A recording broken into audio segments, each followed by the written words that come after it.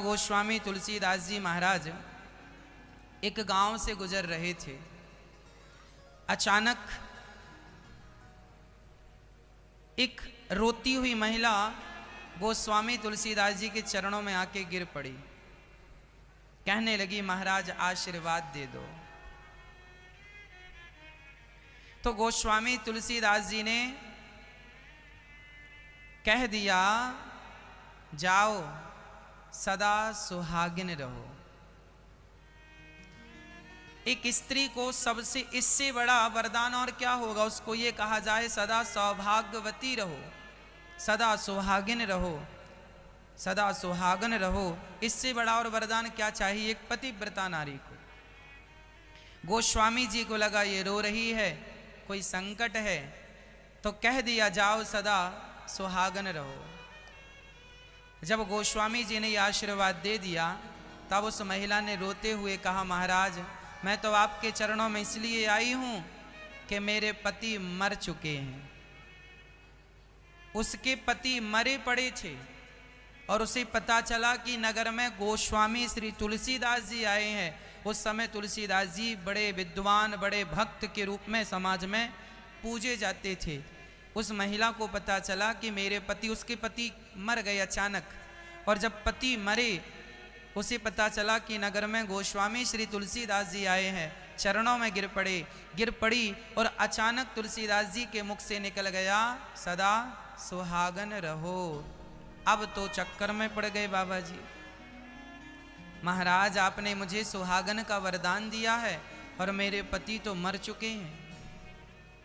उनकी अर्थी उठने वाली है, नगर इकट्ठा हो चुका है, अर्थी सजाई जा रही है। तब तुरंत श्री गोस्वामी जी ने भगवान से कहा, प्रभु ये क्या लीला है आपकी। यदि मेरे मुंह से कुछ निकला है तो नाथ मैं अपनी वाणी कभी नहीं बोलता। मैं तो जो बोलता हूँ रघुनंदन आपकी ही वाणी बोलता हूँ। शायद आपने ही बुलवाया है, और आपने बुलवाया है तो फिर ये वचन मिथ्या नहीं होना चाहिए।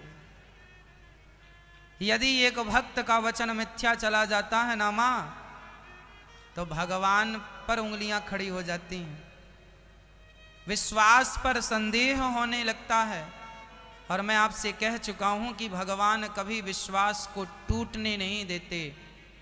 भगवान सदा भक्तों के विश्वास की रक्षा करते हैं। जब श्री गोस्वामी तुलसीदास जी ने बड़े भाव से वहां बैठकर, बेटी तू चिंता ना कर, अब राम जी कुछ करेंगे। गोस्वामी जी वहाँ बैठकर और सीताराम सीताराम सीताराम सीताराम सीताराम सीताराम सीताराम सीताराम जपने लगे। और ऐसी श्रद्धा, ऐसी भावना से जपे, और भगवान उनके जपन से, भगवान उनकी भक्ति से ऐसे प्रसन्न हुए कि हमारे भक्त का वचन मिथ्या ना हो। उसका मरा हुआ पति उठकर बैठ गया। सबके देखते देखते यह बात हवा की तरह सारे संसार में फैल गई कि तुलसीदास जी बड़े चमत्कारी संत हैं।